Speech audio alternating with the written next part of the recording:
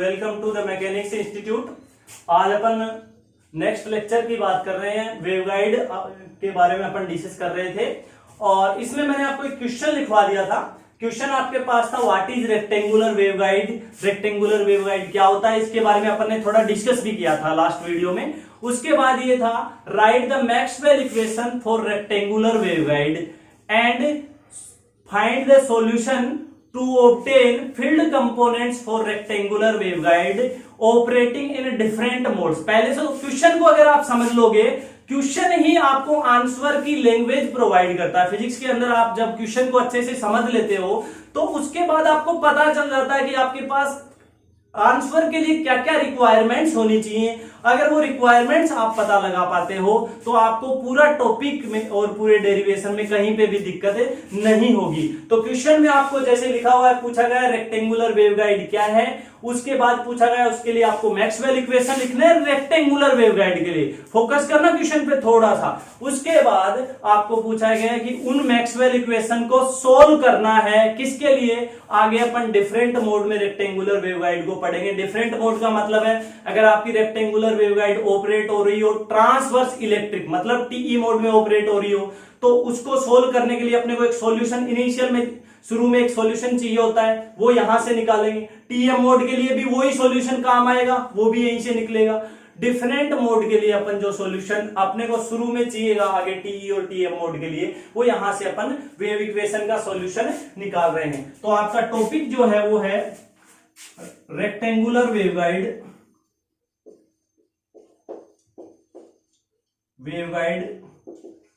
और इसके लिए आप क्या क्या निकालेंगे, wave equation and it's solution.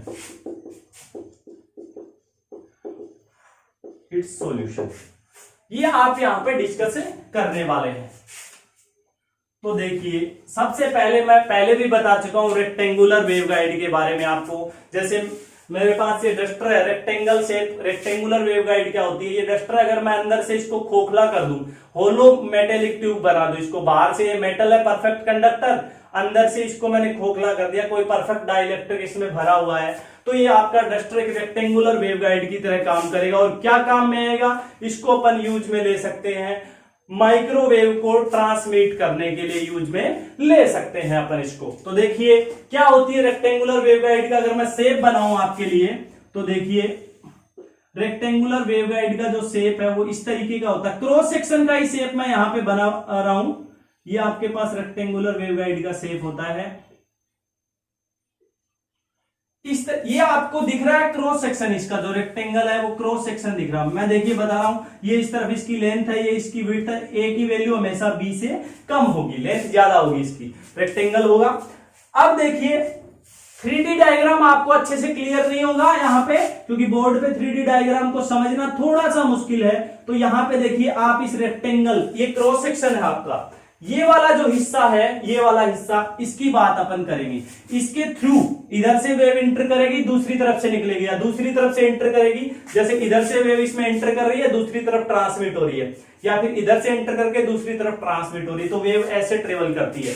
और अच्छे से इसका डायग्राम रेक्टेंगुलर वेवगाइड और सर्कुलर वेवगाइड को के जो रियल डायग्राम है, रियल डायग्राम का मतलब रियल में आपको रेक्टेंगुलर वेवगाइड और सर्कुलर वेवगाइड कैसे दिखाई देती है। अगर प्रैक्टिकल लैब में आप देखें तो वो प्रैक्टिकल लैब में रियल में कैसे दिखती हैं, और एप्लीकेशंस में जब अपन यूज में लेते हैं तो वो किस तरीके की होती हैं, उनको समझाने के लिए मैंने आपके लिए 3D वीडियो बनाया है जो इस पूरे चैप्टर को आपको समझने में हेल्प करेगा। उस वीडियो को पूरा देखना, 3 मिनट का वीडियो वो है, और मैंने उसको आपकी सपोर्ट के लिए फेसबुक पेज पे अपलोड किया है। और उस वीडियो का जो लिंक है मैं नीचे डिस्क्रिप्शन में डाल दूंगा। तो उस वीडियो को पूरा इसलिए देखना क्योंकि इसका जो रियल शेप है उसको जब आप समझोगे तब ये शेप आपको अच्छे से और भी अच्छे से क्लियर होगा। और सर्कुलर वेवगाइड भी है उसमें, रेक्टेंगुलर वेवगाइड का भी 3D शेप है, सर्कुलर वेवगाइड का उसको बना भी सकते हो आप, उसमें टाइम भी मिलेगा इतना आपको। उसके बाद उसमें आपको यह भी बता रखा है कि फील्ड कंपोनेंट कैसे ट्रेवल करते हैं, मैग्नेटिक फील्ड कैसे इसमें से ट्रेवल होगा, इलेक्ट्रिक फील्ड कैसे ट्रेवल होगा, टीई मोड में कैसे होंगे, टीएम मोड में, मतलब पूरे चैप्टर में वो एक वीडियो आपके काम में आने वाला है। तो वो 3D वीडियो आप फेसबुक पेज पे देख सकते हैं, मैं डिस्क्रिप्शन में उसका लिंक शेयर कर दूंगा। तो ये तो अपने पास जो अपने काम कीजिए। अब यहाँ पे ध्यान दे, आपको अपने को ये वाला पोर्शन काम में लेना है, ठीक है। इस पोर्शन के लिए अपन क्या करेंगे, ऐसी ही एक वॉल पीछे की तरफ है, ये आपकी तरफ वाली वॉल बना दी मैंने, एक वॉल इसके ऐसे ही पीछे की तरफ है। तो अपन बात करें इसके लिए, आपको इसको डिस्क्राइब करने के लिए, रेक्टेंगल को डिस्क्राइब करने के लिए कोऑर्डिनेट सिस्टम कैसा चाहिए, रेक्टेंगल कोऑर्डिनेट सिस्टम या कार्टेशियन कोऑर्डिनेट सिस्टम जिसको बोलते हैं, मतलब कौन से कोऑर्डिनेट चाहिए इसको डिस्क्राइब करने के लिए, आपको एक्स वाई जेड कोऑर्डिनेट चाहिए। तो डेफिनेशन देखिए आपके पास रेक्टेंगुलर वेवगाइड की क्या हो जाएगी, होलो मेटेलिक ट्यूब है, a hollow metallic tube, a hollow metallic tube is used to, a hollow metallic tube, और कैसे शेप की, of rectangular cross section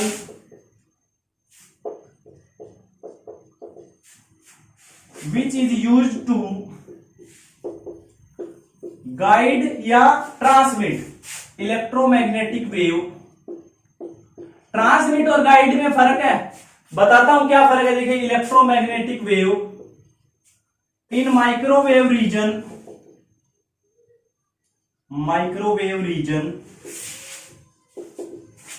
is called rectangular waveguide।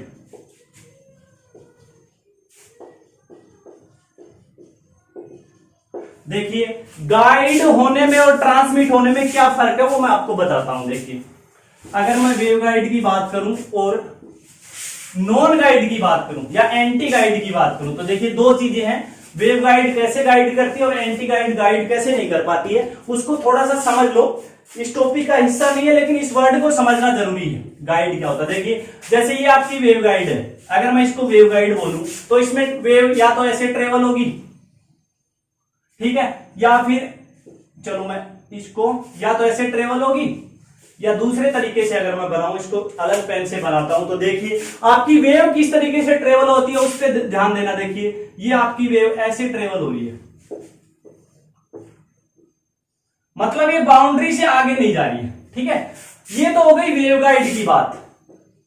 अब मैं बात करूं एंटी गाइड की बात, मतलब वो वेव गाइड अगर नहीं हो, मतलब ट्रेवल वो भी कराएगी, ट्रांसमिट इलेक्ट्रोमैग्नेटिक वेव को वो भी करेगी, लेकिन कैसे होगा, अगर ये आपके पास एंटी गाइड हो तो देखना इसमें कैसे जाएगा।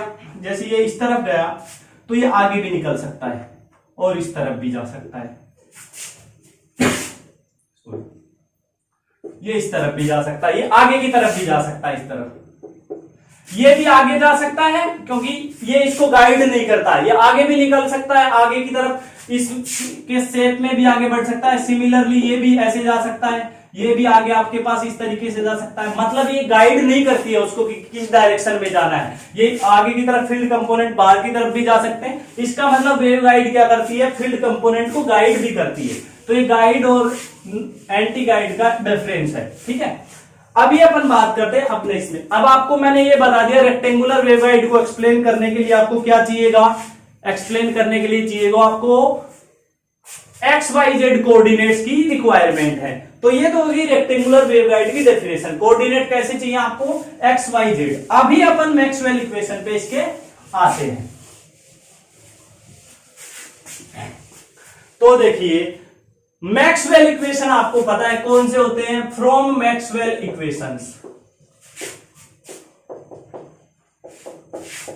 मैक्सवेल के इक्वेशन क्या क्या होते हैं आपके पास, दो तो इलेक्ट्रिक फील्ड के लिए होंगे और दो मैग्नेटिक फील्ड के लिए। तो पहला आपके पास है del dot D equal to rho, दूसरा क्या है del dot B equal to 0, तीसरा क्या है del cross E equal to minus del B over del T, और चौथा क्या है del cross H equal to J vector plus del D vector over del T.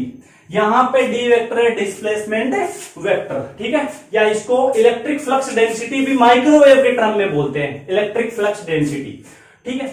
अभी देखना, आपको ये तो जनरल मैक्सवेल इक्वेशन होते हैं, आपको जनरल की आवश्यकता नहीं है यहाँ पे, जनरल तो एक गाइडेंस के लिए आपको चाहिए। आपको क्वेश्चन में पूछा गया है right Maxwell equation for rectangular waveguide. अब आपको पता है जहां पे वेवगाइड टर्म आ जाता है उसका मतलब क्या है, वेवगाइड का टर्म है मतलब है परफेक्ट डाइइलेक्ट्रिक। परफेक्ट भी नहीं हो तो मतलब आइडियल अगर वेवगाइड भी होगी तो उसके लिए भी वो उसको अपन थ्योरेटिकली परफेक्ट मान सकते हैं। हो सकता है परफेक्ट, एकदम से परफेक्ट पॉसिबल नहीं है, लेकिन थ्योरेटिकली अपन उसको परफेक्ट मान सकते हैं, प्रैक्टिकली नहीं हो सकती वो। दूसरी चीज, डाइइलेक्ट्रिक परफेक्ट होगा और फिर क्या होगा, वॉल्स है वो क्या होंगी, परफेक्ट कंडक्टर। परफेक्ट कंडक्टर होने का मतलब वॉल के लिए जो रेसिस्टिविटी है आर वो क्या होता है, जीरो। रेसिस्टिविटी आर बोल सकते हो, वो क्या होता है, जीरो। परफेक्ट डाइइलेक्ट्रिक का मतलब है आपके पास, परफेक्ट डाइइलेक्ट्रिक का मतलब है जो मीडियम है उसकी जो सिग्मा है, कंडक्टेंस है, सी भी बोल सकते हो, उसके लिए सिग्मा जो है वो क्या होगा, जीरो होगा, ठीक है। सिग्मा आपके पास जीरो होगा, जे भी बोल सकते हो, ठीक है। तो अपन बात करें, ये हो गई वेवगाइड की प्रॉपर्टी। तो फॉर रेक्टेंगुलर वेवगाइड,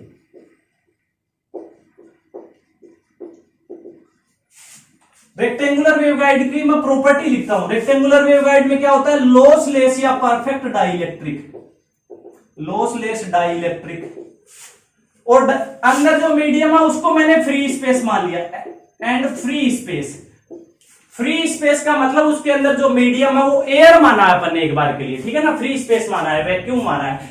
आपको पता है फ्री स्पेस का मतलब उसकी चार्ज डेंसिटी रो जीरो है, ठीक है। और लॉसलेस डाइइलेक्ट्रिक का मतलब डाइइलेक्ट्रिक की कंडक्टिविटी जे क्या है, सिग्मा ई वेक्टर होती है जे आपके पास, सिग्मा की वैल्यू जीरो है।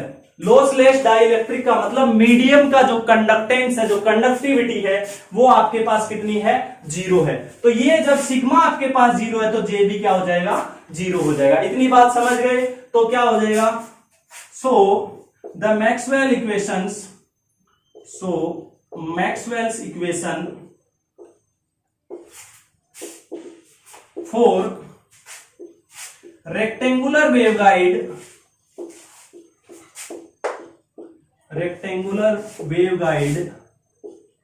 can be written as, कैसे लिखे जा सकते हैं उसकी अपन बात करते हैं।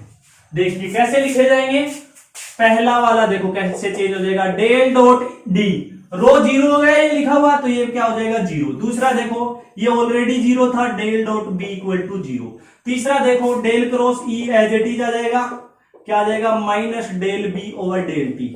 और चौथा मैं इधर लिख रहा हूं, ये क्या हो जाएगा, del cross H equal to क्या हो जाएगा, जे जीरो हो गया तो क्या बचेगा, del D over del T. इन चारों को कंबाइंड फॉर्म से, इसको भी मैंने इंक्लूड कर लिया, इनको कंबाइंड फॉर्म से मैंने इक्वेशन नंबर 1 दे दिया। तो ये आपके पास रेक्टेंगुलर वेवगाइड के लिए, ये इसी इक्वेशन 1 में इंक्लूड है, रेक्टेंगुलर वेवगाइड के लिए मैक्सवेल इक्वेशन आ गए। इतनी बात सभी को समझ में आई। इसके बाद देखिए ये तो हो गई मैक्सवेल इक्वेशन, इसको अपने को सोल्व भी करना है।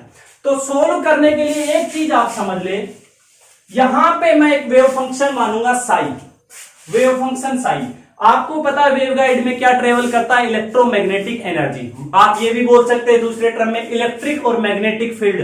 तो ये वेव साई जो वेव फंक्शन है वो इलेक्ट्रिक और मैग्नेटिक फील्ड को कंबाइंडली रिप्रेजेंट करेगा। और ये जो है वो टाइम डिपेंडेंट वेव फंक्शन है। कैसा है, टाइम डिपेंडेंट। क्यों है उसका रीजन बताता हूं। ये आपकी रेक्टेंगल वेवगाइड है, मैंने ये मान लिया इसमें ये कोई वेव ट्रेवल कर रही है, ये कोई वेव है इस तरीके से इसमें ट्रेवल कर रही है, ठीक है। अब ये बताइए यहां पे मैग्नेटिक फील्ड इस टाइम पे डिफरेंट होगा, यहां पे डिफरेंट होगा, यहां पे डिफरेंट होगा, मतलब हर टाइम पे आपके पास इलेक्ट्रिक फील्ड मैग्नेटिक फील्ड की वैल्यू है वो चेंज हो सकती है। तो कहने का मतलब टाइम पे डिपेंड कर रहे हैं, इसलिए साई अपन ने टाइम डिपेंडेंट वेव फंक्शन माना है। तो देखिए क्या हो जाएगा, साई किसको रिप्रेजेंट करता है, तो आप साई को क्या मान सकते हो, लेट साई आपके पास टाइम डिपेंडेंट है और उसको मैंने लिख दिया साई नोट ई की power iota omega T. Exponential time के साथ ये चेंज होता है। तो यहां से अगर मैं बात करूं, मैं यहां पे ये इसलिए लिख रहा हूं क्योंकि मेरे को इसकी वैल्यू निकाली है, जो del over del T operator है ना, ये जो ऑपरेटर है आपके पास डेल ओवर डेल टी, इसकी मेरे को वैल्यू निकालनी है। तो मैं इसका टाइम के रेस्पेक्ट में पार्शियल डेरिवेटिव कर रहा हूं। Del psi over del T equal to क्या हो जाएगा, psi naught as it is, E की पावर का क्या होता है, ई की power iota omega T into iota omega. तो ये क्या हो जाएगा आपके पास, del psi over del T, iota omega को इधर ले आओ, ये क्या हो जाएगा, साई नोट ई की पावर आयोटा ओमेगा टी। ये आपको पता है किसकी वैल्यू थी, साई की थी वापस से। तो आप इसको क्या लिख सकते हो, आप इसको लिख सकते हो del psi over del T equal to iota omega psi. अगर कंपेयर करो आप, ऑपरेटर की कंपैरिजन करो, इसका ऑपरेटर ये है और ये ऑपरेटर, आप क्वांटम मैकेनिक्स में पढ़ते हो ना, ऑपरेटर ये है, ये आपके पास वेव फंक्शन है, देखिए ये आपका ऑपरेटर है, क्वांटम मैकेनिक्स में पढ़ते हैं आप, ये इसका वेव फंक्शन है। और वापस अगर यही फंक्शन दे देता है, ये वापस इसने यही फंक्शन प्रोवाइड कर दिया, तो ये क्या बोला जाता है, आइगेन फंक्शन। ये इसका आइगेन फंक्शन हो गया। अब ये जो वैल्यू है ये क्या हो गई, इसकी आइगेन वैल्यू, क्या हो गई ये इसकी आइगेन वैल्यू। तो कहने का मतलब del over del psi, del over del T जो ऑपरेटर है उसकी आइगेन वैल्यू आपके पास आ गई। तो डेल ओवर डेल टी की वैल्यू जो आई है कंपेयर करने पे, ऑन कंपेयरिंग, इसके आगे यहां पे लिख रहा हूं मैं, on comparing del over del T क्या आ गया आपके पास, आयोटा ओमेगा आ गया। बताओ कोई दिक्कत है क्या, यहां तक आयोटा ओमेगा लिख दिया मैंने। अब ये वैल्यू मैं इक्वेशन 1 में पुट करने वाला हूं। तो देखिए क्या हो जाएगा आपके पास, सब्स्टिट्यूट करेंगे अपन इस वैल्यू को इक्वेशन 1 में। तो देखिए substitute value of operator del over del T in equation 1। Equation 1 में पुट करें तो क्या हो जाएगा, देखिए ये तो पहले से 0 डेल डॉट डी, डी को क्या लिख सकता हूं मैं भाई, डी को एप्सिलॉन ई भी लिख सकते हैं, कोई दिक्कत नहीं है। तो मैं इसको एप्सिलॉन ई लिखूं या डी लिखूं एक ही बात है। तो ये आपके पास ऑलरेडी 0 है। दूसरा क्या है, डेल डॉट बी, ये भी 0 है। तीसरा देखो डेल क्रॉस ई क्या हो जाएगा आपके पास, डेल ओवर डेल टी की वैल्यू कितनी है, आयोटा ओमेगा, माइनस ऑलरेडी है, ये क्या हो जाएगा minus iota omega B vector. अगला देखिए डेल क्रॉस एच क्या हो जाएगा आपके पास, डेल क्रॉस एच हो जाएगा, डेल ओवर डेल टी की वैल्यू रखो आयोटा ओमेगा डी आपके पास है। डी को मैंने बताया क्या लिख सकते हैं अपन, एप्सिलॉन ई वेक्टर। डी को क्या लिख सकते हैं, एप्सिलॉन ई वेक्टर। एप्सिलॉन है जो डाइलेक्ट्रिक मीडियम है उसका डाइलेक्ट्रिक कांस्टेंट, जो आपका मीडियम है ना उसका डाइलेक्ट्रिक कांस्टेंट है। तो ये क्या लिखा जा सकता है, डी की जगह मैंने यहां पे लिख दिया एप्सिलॉन ई वेक्टर। ये इक्वेशन नंबर 2 हो गया अपने पास, कोई दिक्कत नहीं है यहां तक। अभी देखिए अपन इसको आगे सोल्व करते हैं। मैक्सवेल इक्वेशन का सॉल्यूशन निकालना अपने को, तो ये तो हो गया। अब मैं मान लूं कि आपके पास इनमें से एक इक्वेशन उठा लो, जैसे मैंने फ्रॉम इक्वेशन 2 में थर्ड इक्वेशन उठा लिया मैंने, सी, ये जैसे 2a 2b 2c 2c 2d, तो इसमें तो अपन ने इसमें से इक्वेशन 2 में से थर्ड इक्वेशन उठा लिया, ये हो गया आपके पास। तो ये क्या हो जाएगा, इसको मैं ऐसे भी लिख सकता हूं, बी आपको पता है बी वेक्टर क्या होता है, म्यू इंटू एच वेक्टर। तो मैं इसको लिख रहा हूं minus iota omega mu H vector. तो डेल क्रॉस ई मेरे पास देखिए क्या आ गया, minus iota omega mu H vector. ठीक है, ये आपके पास आ गया। अभी मैं दोनों तरफ इसका कर्ल ले रहा हूं, टेकिंग कर्ल बोथ साइड्स, दोनों तरफ अपन इसका कर्ल ले रहे हैं। तो देखिए क्या हो जाएगा, कर्ल लीजिए दोनों तरफ, del del cross E equal to curl of minus iota omega mu H vector. अब आपको पता है मैं इसको ऐसे लिख सकता हूं ना, देखिए डेल क्रॉस ई को कैसे सोल्व करते हैं, फॉर्मूला आपके पास जो है उसकी बात अगर अपन करें तो क्या हो जाएगा, देखिए इसको अपन लिख सकते हैं del dot E minus del square E equal to minus iota omega mu, तो बाहर आ गया, डेल क्रॉस एच। यहां पे देखो डेल क्रॉस एच की वैल्यू ये रही है आपके पास, ठीक है, डेल क्रॉस एच की वैल्यू है। और दूसरी चीज डेल डॉट डी दे रखा है, सिंस आपके पास क्या है, del dot D equal to है 0। डी को मैं क्या लिख सकता हूं, डेल डॉट एप्सिलॉन ई लिख सकते हैं ना, डिस्प्लेसमेंट वेक्टर को। डी को अपन एप्सिलॉन ई लिख सकते हैं, तो मैंने इसको एप्सिलॉन ई लिख दिया, कोई दिक्कत नहीं है। इक्वल टू कितना आ गया 0। अब आपको पता है एप्सिलॉन डाई इलेक्ट्रिक कांस्टेंट है, तो वो 0 नहीं हो सकता, तो डाई इलेक्ट्रिक कांस्टेंट तो नॉट इक्वल टू 0 होगा। तो इस इक्वल टू की 0 की कंडीशन को सेटिस्फाई करने के लिए किसको 0 होना पड़ेगा, ये नॉन 0 तो 0 में चला जाएगा उधर, तो क्या बचेगा आपके पास, del dot E equal to 0। ये जो वैल्यू है यहां पे रख दीजिए, तो क्या बचेगा देखिए, minus del square E vector equal to minus iota omega mu cross H की वैल्यू ये रही आपके पास, ये रख दीजिए। तो ये वैल्यू है iota omega epsilon E vector. तो क्या आ गया आपके पास, माइनस से माइनस हटा दीजिए, del square E equal to क्या आ गया, iota square omega square mu E vector, ठीक है। इसको माइनस भी बोल सकते हैं आयोटा स्क्वायर को, या सिर्फ मैं ऐसे ही लिखूं, इसको मैं लिखूं iota omega mu iota omega epsilon E vector, ठीक है। ये हो गया आपके पास del square E vector equal to, ये जो वैल्यू है कांस्टेंट, इसको मैं एक नया कांस्टेंट दे रहा हूं और इसको मैंने नाम दे दिया गामा स्क्वायर ई वेक्टर, ठीक है। ये आपके पास इक्वेशन आ गया, वेव इक्वेशन इलेक्ट्रिक फील्ड के लिए आ गया, इक्वेशन नंबर 2। मैं यहां पे लिख रहा हूं वेयर गामा स्क्वायर किसके बराबर है, iota omega mu into iota omega epsilon, या आयोटा स्क्वायर के टर्म में भी आप बदल सकते हो, ये आगे यूज में आएगा इसलिए मैंने इसको बदला नहीं है। इसको क्या बोला जाता है वो भी बता देता हूं, देखिए ये बोला जाता है is called intrinsic propagation constant, is called intrinsic propagation constant. ये प्रोपेगेशन कांस्टेंट आपका बोला जाता है, कोई दिक्कत नहीं है यहां तक। ये आपके पास इक्वेशन इलेक्ट्रिक फील्ड के लिए तो आ गया, जैसा आपके पास इलेक्ट्रिक फील्ड के लिए आया है वैसा ही अपन किसके लिए, सिमिलर वे में यही प्रोसेस अगर अपन मैग्नेटिक फील्ड के लिए दोहराएं तो ये वैल्यू आ सकती है। तो दोबारा से इसको करने की जरूरत नहीं है, अपन क्या लिखेंगे, एक वर्ड लिखेंगे सिमिलरली, मतलब यही प्रोसेस किसके लिए अपन दोबारा से कर रहे हैं, तो आपके पास क्या आ जाएगा, सिमिलरली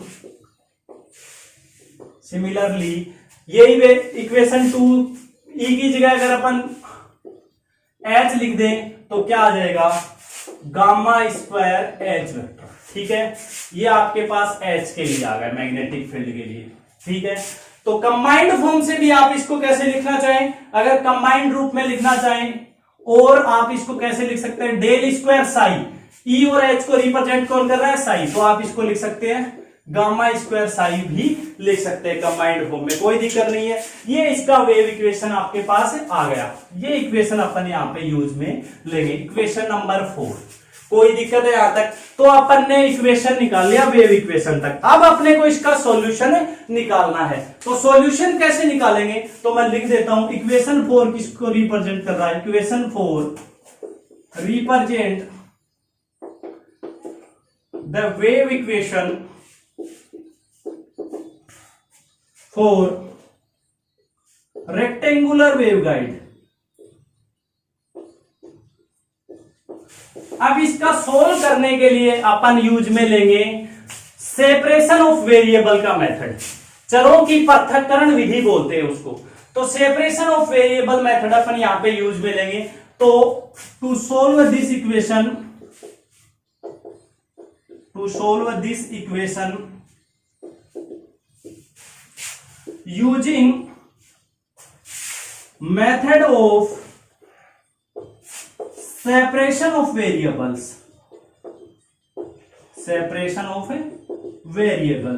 तो आप सेपरेशन ऑफ वेरिएबल का मेथड क्या, ये जो साई है इसको अपन एक्स वाई जेड के टर्म में मान लेते हैं। मैंने साई को ये मान लिया, साई जो आपके पास वेव फंक्शन है उसके एक्स का फंक्शन अलग कर दिया, वाई का फंक्शन अलग कर दिया और जेड का फंक्शन अलग कर दिया।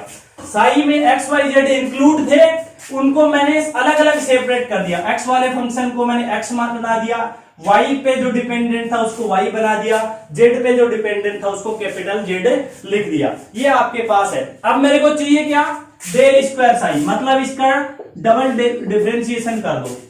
डेल स्क्वायर साई जब एक्स के रेस्पेक्ट में करेंगे तो वाई और जेड, ये ब्रैकेट में लिखे होने का मतलब इस पे डिपेंड है।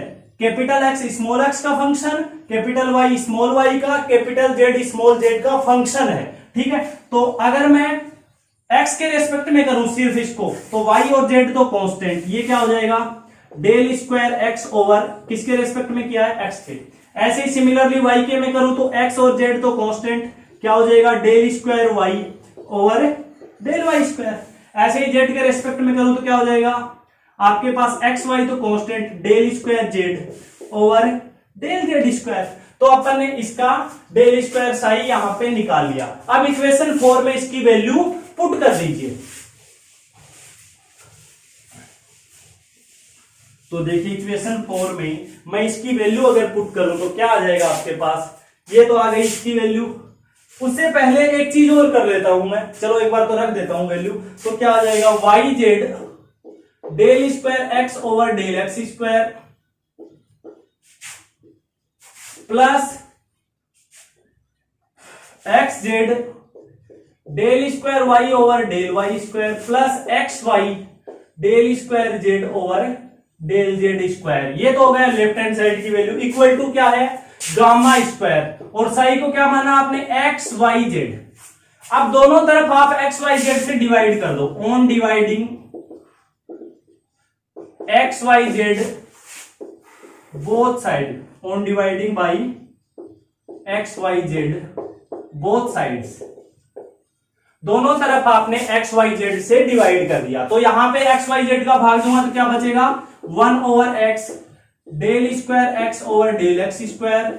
यहां पे क्या बचेगा, 1 ओवर वाई, भाग देके देख सकते हो आप अलग अलग, del square Y over del Y square. यहां पे क्या बचेगा, 1 over z del square Z over del Z square. यहां पे क्या बचेगा, एक्स वाई जेड का भाग दूंगा तो बचेगा गामा स्क्वायर।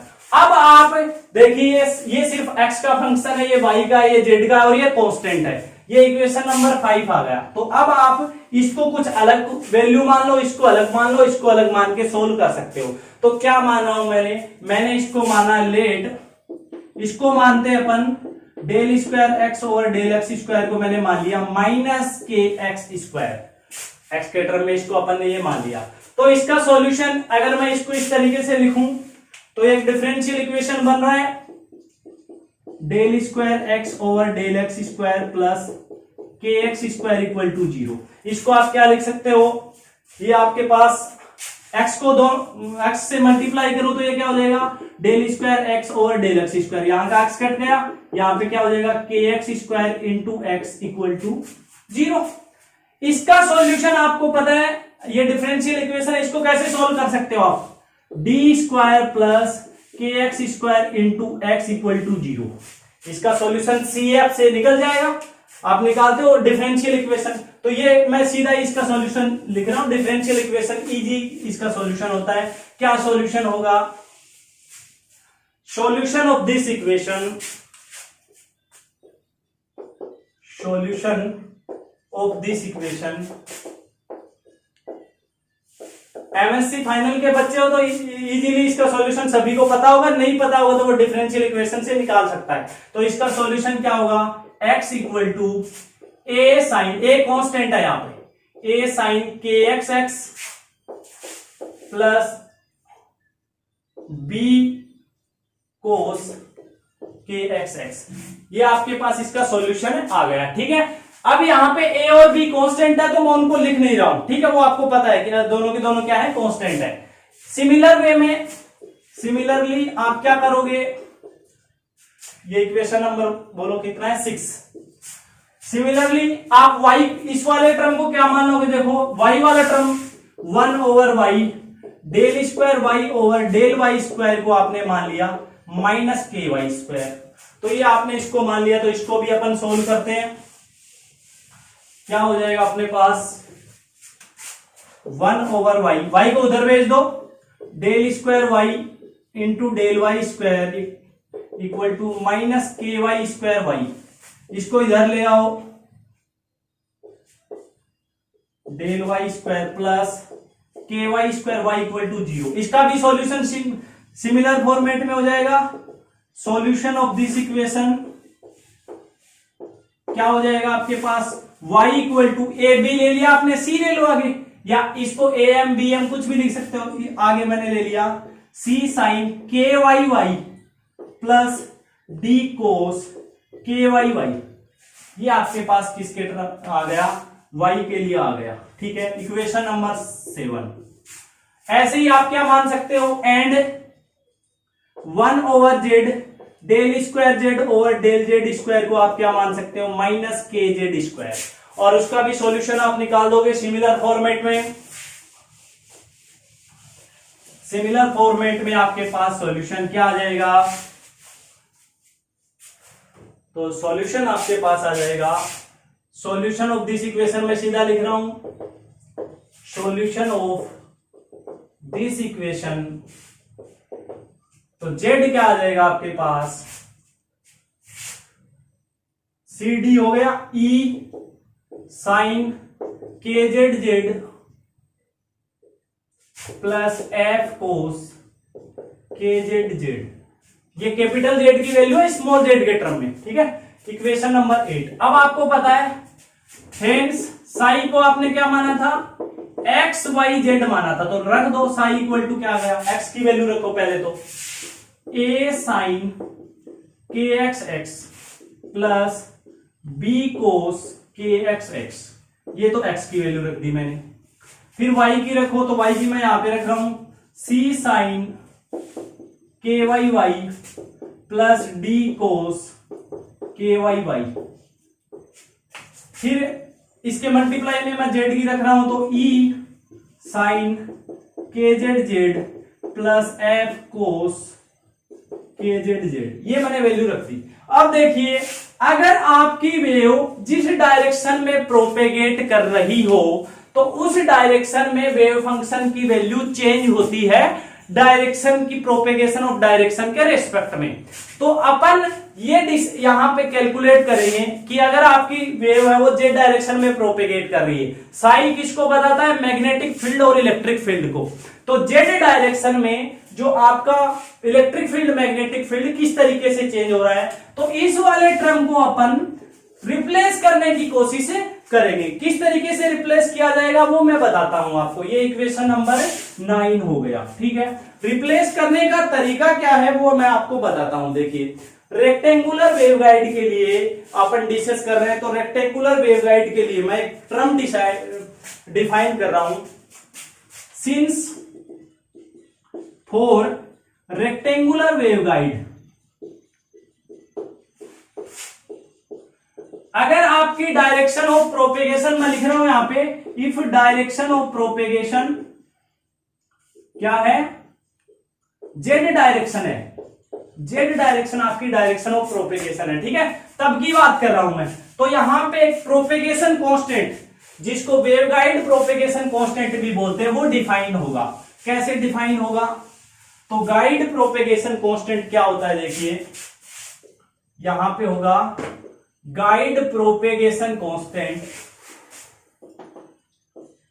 वेवगाइड के लिए क्या होगा, gamma ji square equal to होगा, गामा स्क्वायर तो जो पहले आपका प्रोपेगेशन कांस्टेंट था, प्लस जो पैरामीटर आपने लिए k x square plus k y square. ये कब की बात है, जब आपकी डायरेक्शन ऑफ प्रोपेगेशन जेड में हो। कहने का मतलब आपको जेड वाला ये जो है इसको रिप्लेस करना है। क्यों करना है, अपन देखना चाह रहे हैं कि जो वेव फंक्शन मतलब इलेक्ट्रिक फील्ड और मैग्नेटिक फील्ड जेड डायरेक्शन में जब डिस्टेंस के साथ आगे बढ़ता है तो उसमें क्या चेंज आता है वो अपन चेक करना चाह रहे हैं यहाँ पे। तो ये क्या हो गया, आपके पास गामा स्क्वायर की वैल्यू हो गई आपके पास। तो इसको आप कैसे लिखेंगे, इसको आप ऐसे भी लिख सकते हैं, के x square plus k y square को केसी बोलते हैं, कट ऑफ वेव नंबर। तो मैं इसको ऐसे लिख दूंगा, gamma ji square equal to gamma square plus KC square, where KC क्या है, कट ऑफ वेव नंबर। और इसकी वैल्यू क्या होती है, के सी स्क्वायर जो होता है आपके पास के x square plus k y square होता है। के सी स्क्वायर के टर्म में ये हो गया। अब देखिए सिंस जब अपन ने लिखा था गामा स्क्वायर, वहां पे कितना आया था आपके पास, गामा स्क्वायर ये था iota omega mu iota omega epsilon, याद हो तो आपको, पीछे अपन ने गामा स्क्वायर इसी को माना था। तो इसको मैं क्या लिख सकता हूं, gamma square equal to iota इसको आयोटा स्क्वायर लिख दिया, ओमेगा स्क्वायर म्यू एप्सिलॉन, ये लिख सकता हूं। तो गामा की वैल्यू क्या आ जाएगी यहां से आपके पास, गामा अगर मैं यहां से आयोटा इंटू आयोटा लिख रहा हूं, मैं यहां पे आयोटा इंटू आयोटा, ठीक है, गामा स्क्वायर मैंने ये लिख दिया, तो गामा जी स्क्वायर आपके पास यहां से क्या आ जाएगा, गामा जी स्क्वायर क्या आ जाएगा, gamma ji square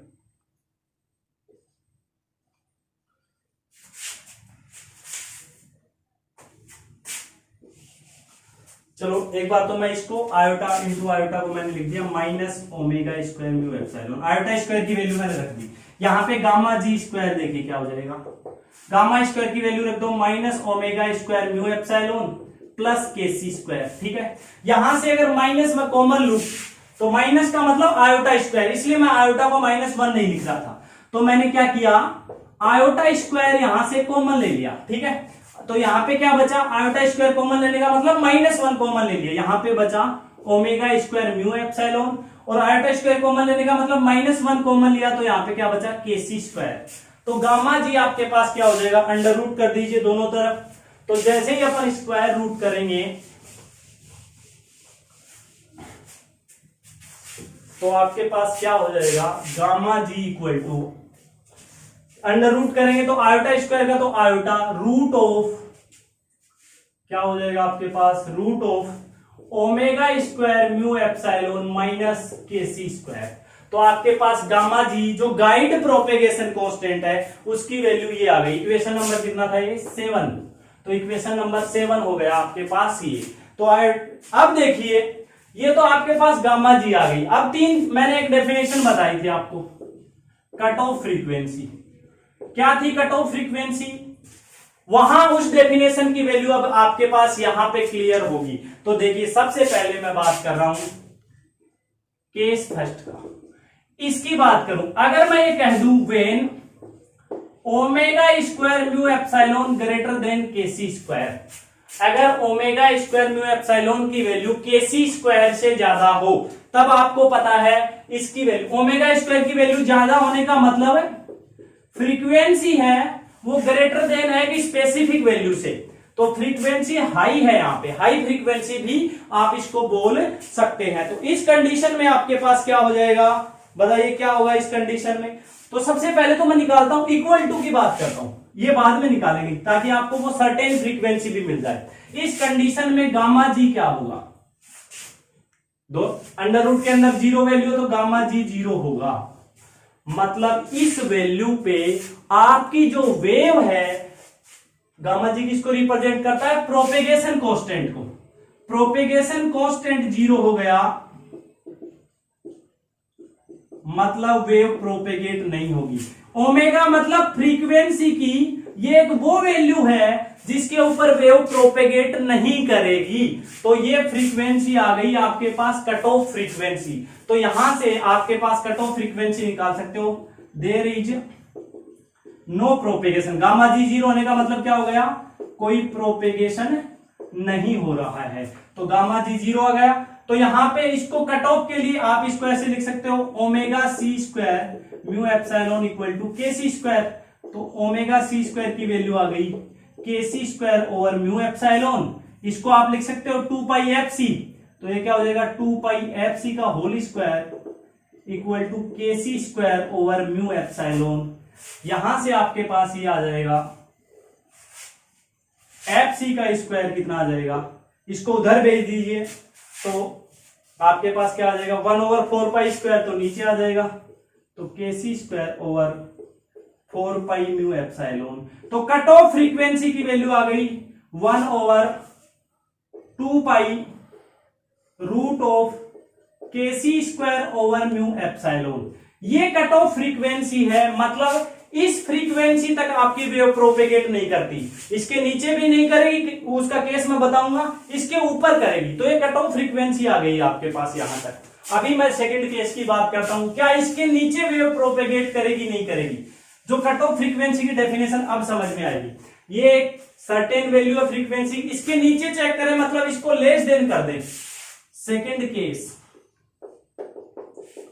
when omega square mu epsilon less than k c square. इस कंडीशन में देखो ये रूट के अंदर वैल्यू क्या आएगी, रूट के अंदर वैल्यू कितनी आएगी, अगर ये इससे कम होगा तो नेगेटिव वैल्यू आएगी ना।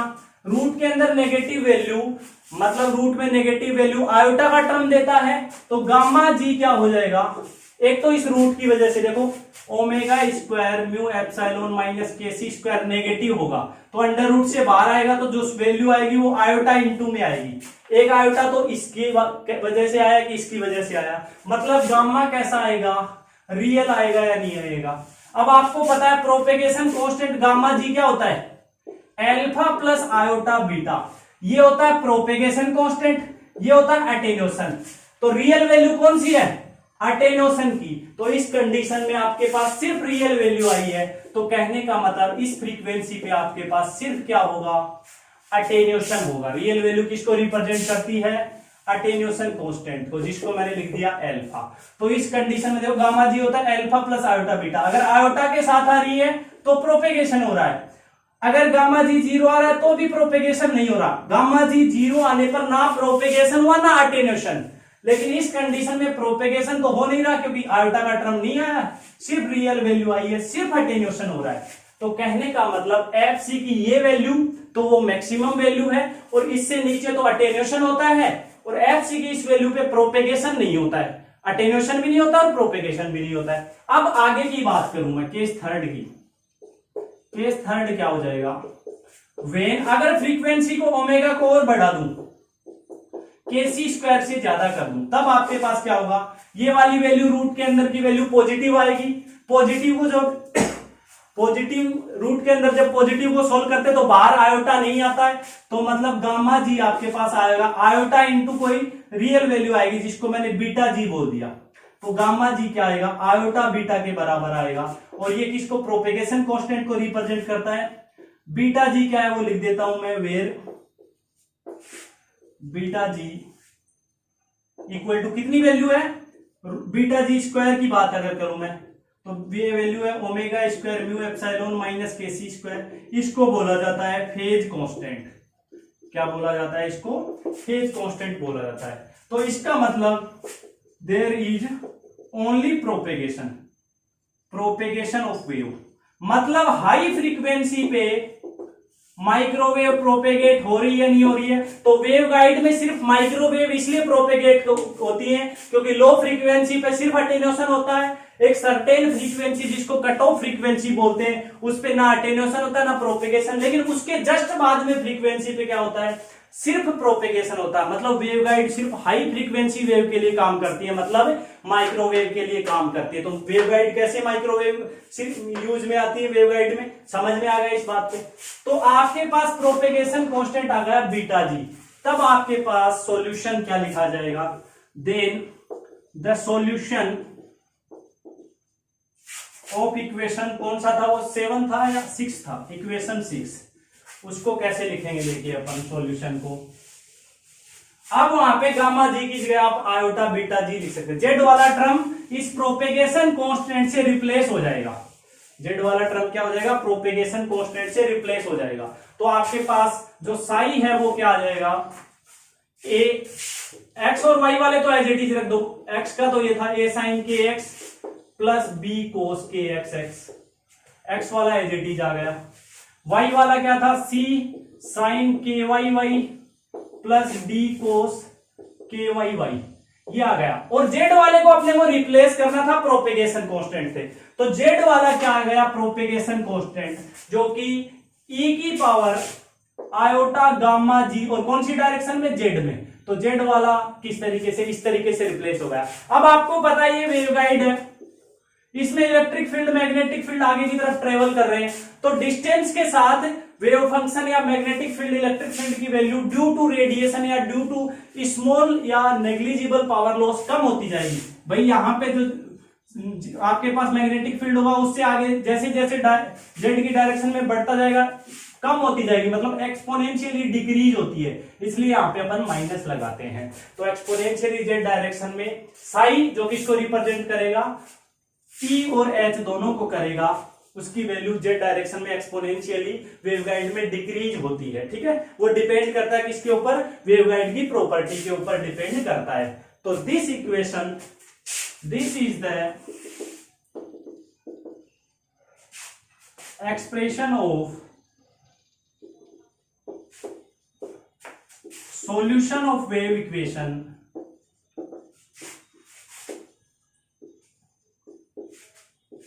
used to obtain field components,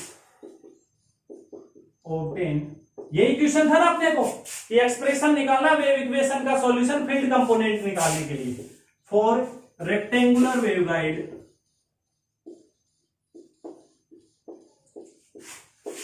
operating in different modes, operating in different modes।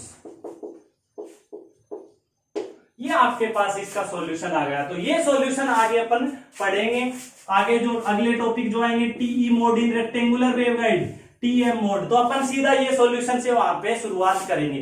तो टीई और टीएम मोड में फील्ड कंपोनेंट निकालने के लिए ये सॉल्यूशन आपको चाहिएगा। कैसे लिखेंगे, अगर आपको मैग्नेटिक फील्ड के टर्म में लिखना हो तो साई की जगह एच लिख दो, और इलेक्ट्रिक फील्ड के टर्म में लिखना हो तो साई की जगह ई लिख दो। तो ये मैग्नेटिक फील्ड ई और इलेक्ट्रिक फील्ड दोनों को प्रोवाइड करेगा। तो ये आपका इस क्वेश्चन का आंसर हो गया। इस टॉपिक, ये टॉपिक इसी के साथ आपका कंप्लीट होता है। तो इस तरीके से आप इसको अच्छे से समझ सकते हैं। तो इसी तरीके से इन लेक्चर्स को आगे आप कंटिन्यू करने के लिए इस चैनल को लाइक, शेयर और सब्सक्राइब करें। अपने क्लासमेट जो आपकी क्लास से रिलेट करते हैं, इससे रिलेट करते हैं, उन सभी को आप ज्यादा से ज्यादा शेयर करें, ताकि आपको एक अच्छी एक्सप्लेनेशन आपके सभी क्लासमेट्स को भी प्रोवाइड हो सके। बाकी अपन नेक्स्ट क्लास में डिस्कस करते हैं। Thank you.